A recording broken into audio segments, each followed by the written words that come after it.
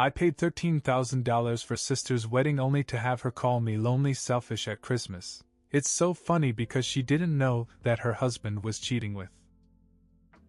When I sold my house last summer, it was supposed to be a fresh start. I was newly divorced, single again at 34, and finally had some financial breathing room. I thought I'd use the money to figure out my next step, maybe travel, invest in a small business, or even go back to school. But apparently my family had other plans. It started with my parents. They came over for coffee one morning, and after a few minutes of small talk, Mom started laying the groundwork. "You know how much your sister Ashley has always dreamed of having a beautiful wedding," she began. Dad chimed in. "Things are tight for her, and we can't help as much as we'd like." I knew where this was going. Ashley's fiancé, Brad, had been hinting for weeks that he was trying so hard to give her the wedding she deserves. At first, I brushed it off as a guy venting about wedding stress. But as it turned out, he wasn't venting. He was planting seeds. When Ashley called me herself, it was a full-blown campaign. She went on about how she couldn't imagine walking down the aisle without the perfect venue, the perfect dress, the perfect everything. She made it clear that Brad was doing his best, but weddings are just so expensive. And then she dropped the line that hit like a guilt-trip missile. "I was just thinking, since you're not tied down with a family, maybe you could help." The worst part? They all knew I had money from selling my house. They made it sound like it was just sitting there collecting dust, and how could I say no to my little sister? Brad even called me himself a few days later. He said, "Look, man, I know it's a lot to ask, but this is the only way I can show Ashley that I'm serious about our future. She's been through so much, and I want her to feel like a queen on our wedding day." I don't know why I gave in. Maybe I didn't want to be the bad guy. Maybe I was still trying to prove to myself and to her that I wasn't the selfish, bitter ex-husband they seemed to think I'd become. So I paid $13,000. And frankly, the wedding was beautiful. Ashley looked stunning. Brad cried during his vows.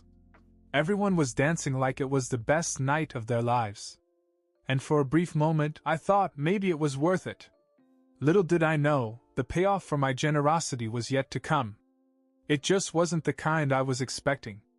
After the wedding, things were surprisingly quiet. Ashley and Brad went on their honeymoon, and my parents were suddenly full of praise. "You really saved the day," my mother said more than once. My dad even joked that Ashley would probably name her first child after me in gratitude. It felt good for a while. But then, as the weeks went by, I noticed something. The calls and texts started to slow down. The heartfelt thanks turned into casual mentions. By December, the whole thing felt like a distant memory to them, anyway. Christmas that year was at my parents' house. It was a big deal because Ashley and Brad had just returned from their honeymoon, and everyone wanted to hear about it.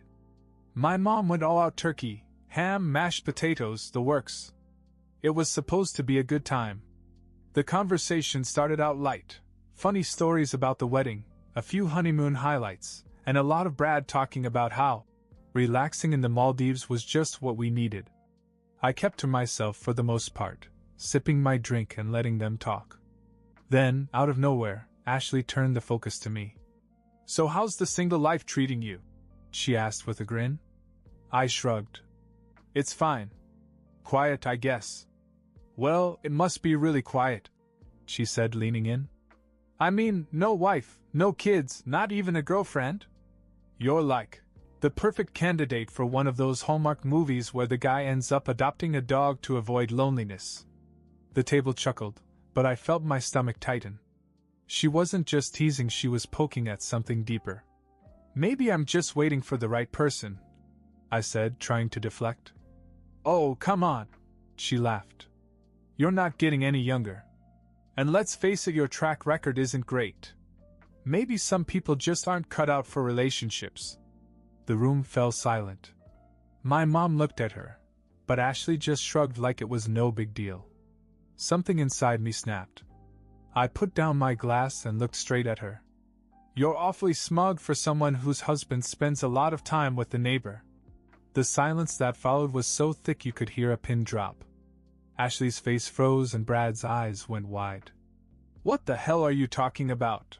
he said, his voice sharp. I didn't back down. "You think it's a secret? Brad and Jennifer from 3 doors down have been awfully friendly while you were busy planning your fairy tale wedding." Ashley turned to Brad, her face pale. "Is he serious? Tell me he's lying."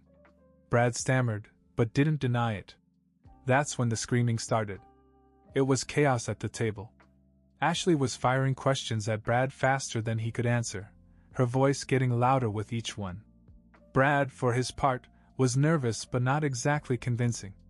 "It's not what you think," he kept repeating, which is the universal slogan for someone who's been caught. My parents looked like they didn't know whether to jump in or stay out. My mom kept looking at me, silently begging me to calm things down, but I was done playing peacemaker. Ashley finally turned to me, her face flushed. "How do you even know this? Who told you? Does it matter?" I said. "I live a few blocks away. People talk. I've seen his car parked outside her house late at night more than once. But sure, maybe they were just swapping cookie recipes." Brad slammed his hand down on the table. "You're out of line. This is between me and Ashley." "Oh, is it?" I shot back. "Because the last time I checked, you were begging me to finance your wedding so you could prove your love. And now look at you." At that moment, Ashley broke down. Tears streamed down her face as she cried. "How could you do this to me?" Brad tried to reach for her, but she pushed his hand away. "I gave up everything for you." "Gave up what?" Brad snapped, his tone shifting from defensive to offensive. "You're impossible to live with, Ashley. You're controlling, you nitpick over every little thing, and sometimes I just needed to breathe." The whole room froze. Even I hadn't expected him to say that. Ashley's crying turned into full-blown sobbing. She got up from the table, knocking over her wine glass, and stormed out of the dining room. Brad sat there with his head in his hands, mumbling something about how he didn't mean it. "And me?" I got up, grabbed my coat and said, "Merry Christmas, everybody." As I walked out the door, I heard my dad yell after me, "You didn't have to ruin the whole night." I turned around halfway out the door and said, "Ruin the night? I just saved it from a lifetime of that guy's crap. You're welcome." Then I walked out into the cold December air, angry but strangely relieved. But the night wasn't over.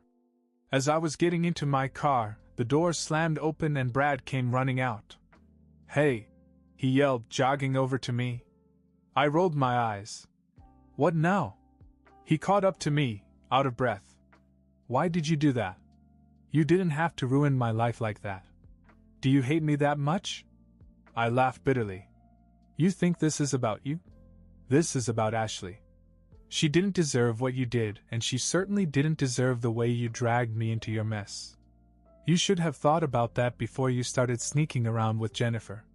Brad looked like he wanted to argue, but instead he just mumbled, "You don't know what it's like."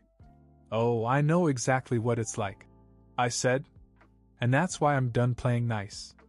With that, I got in my car and drove away, leaving Brad standing in the driveway. I thought I'd said my piece. But when I got home, my phone started buzzing. First it was my mom. Then my dad. Then Ashley. I ignored them all. Then came the text from Brad. "You just couldn't keep your mouth shut, could you? I hope you're ready because this isn't over." At the time, I didn't know what he meant. But I was about to find out.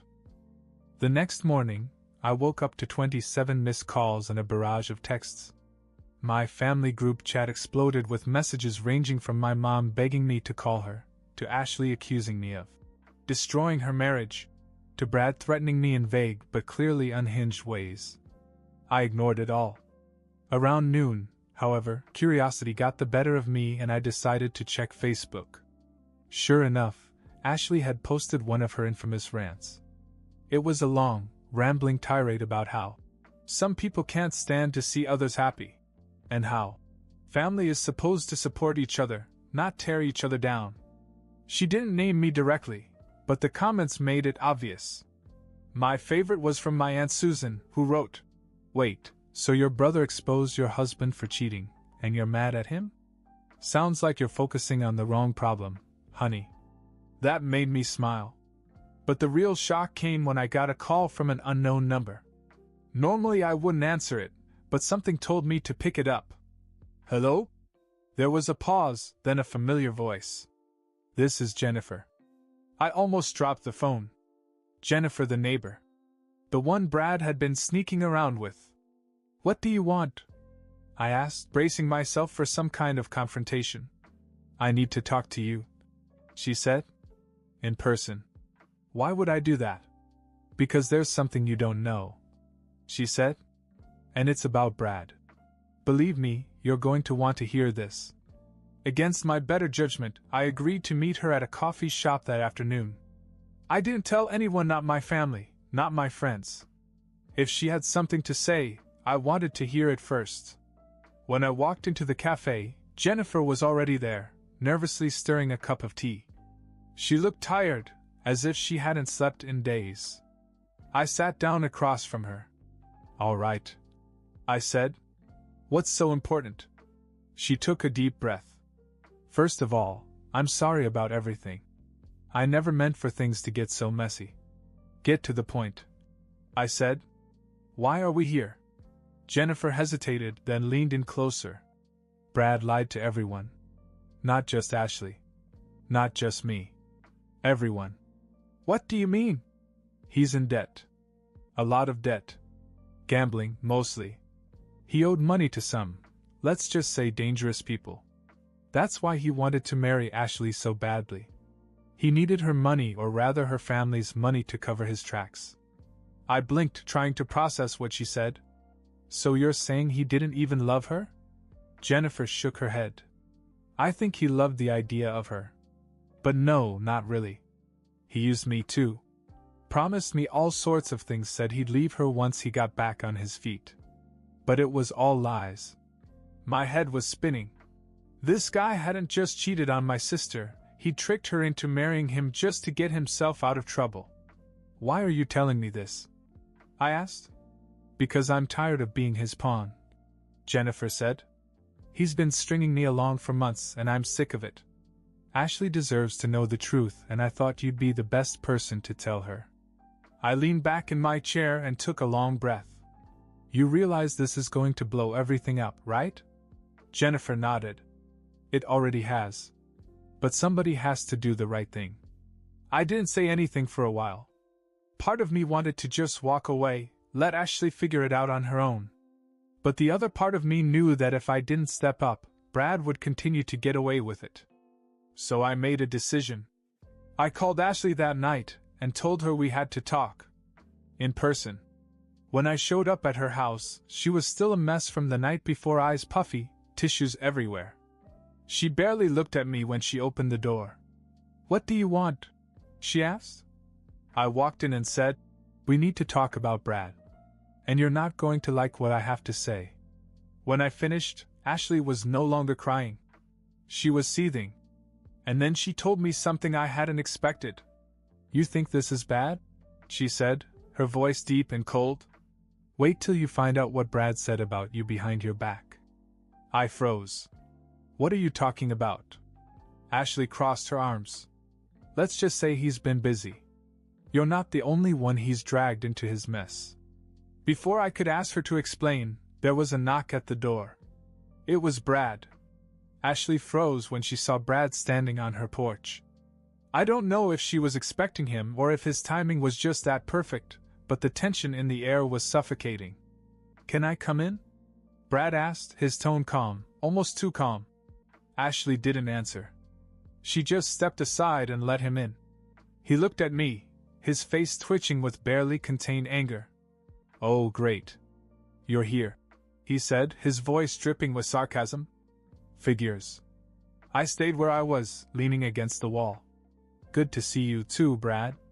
What's this about?" Brad ignored me and turned to Ashley. "Look, I know you're upset. I get it. But you can't believe everything your brother says. He has a grudge against me. He always has." Ashley glared at him. Don't even try it, Brad. I've heard enough. From him? Brad pointed at me, his voice rising. Of course he's going to make me out to be the bad guy. He's been bitter ever since his wife left him. Misery loves company, right? That hit a nerve, but I kept my cool. This isn't about me, Brad. It's about you lying to her. And cheating on her. And oh yeah, using her to cover your gambling debts. Ashley's head snapped toward me. You told him about the debts? I blinked. What? No. Jennifer told me. Brad froze, the color draining from his face. Jennifer? He stammered. Yeah, I said. Your little sidekick. She's done covering for you, by the way. And she's done with you. Brad looked like a cornered animal. She's lying, he said quickly. She's just trying to ruin my life because I broke up with her. Cut the crap, Brad. Ashley snapped. How much do you owe? And don't even think about lying to me. Brad hesitated, and for a second I thought he was trying to weasel his way out of it. But then he sighed and muttered, about 60 grand. Ashley's face went pale. 60 grand? She repeated, her voice shaking. And you were going to use my money to pay it off? It's not like that, Brad said, his voice now pleading. I was trying to make things right. I wanted to get back on track for us. For us? Ashley laughed bitterly. You mean for you. Everything you've done has been for you. The room fell silent, the weight of his lies sinking in. Brad looked between us, his face a mixture of despair and anger. Finally, he turned to me. This is your fault. He spat. If you just kept your mouth shut, Dash. I cut him off. No, Brad. This is your fault. You made your bed, and now you have to lie in it. Ashley stepped forward, her voice cold and calm. We're done, Brad. I'm calling a lawyer tomorrow. And don't think for a second that you're going to get another dime out of me. Brad opened his mouth to argue, but Ashley raised her hand and cut him off. Get out. For a moment it looked like he was going to fight back. But then he grabbed his coat and stormed out, slamming the door behind him. Ashley collapsed on the couch, her head in her hands. I sat down next to her, not knowing what to say. She finally looked up at me. I should have listened to you before. I shrugged. I didn't exactly handle it the best way. No, she said, shaking her head. You did what needed to be done. I just didn't want to see it. We sat in silence for a while, the weight of it all settling in. Then my phone buzzed. It was a text from Brad.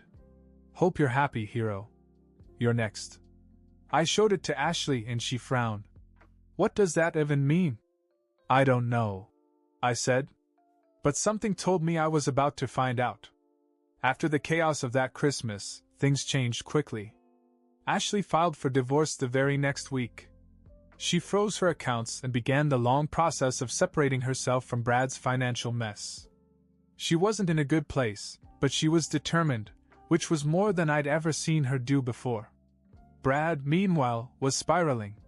He showed up at my house one night, drunk and angry, ranting about how I'd ruined his life. I told him to leave or I'd call the cops, and after some muttering, he stumbled off. That was the last time I saw him. A few weeks later, I heard he'd skipped town, leaving behind a trail of unpaid debts and burned bridges. Ashley surprised me, though. She called one night out of the blue and asked if I wanted to have dinner. When we met, she looked lighter somehow. She told me she'd moved into her own place, started therapy, and was making plans for her future. You were right, she said. I hate to admit it, but you saved me. It wasn't easy to hear that she needed saving, but I was glad she was finally figuring things out. As for me, I took the money I'd been sitting on and used it to buy a small condo downtown. I started focusing on myself, took up hobbies I'd always put off, and even adopted a dog, a scrappy little mutt named Bailey who somehow always makes my bad days better. Ashley and I are closer now than we've been in years. We still joke about that Christmas sometimes, but we don't bring up Brad much. He's just a reminder of how bad things got before they got better. In the end, the the loss of $13,000 and a quiet holiday wasn't the worst thing that ever happened.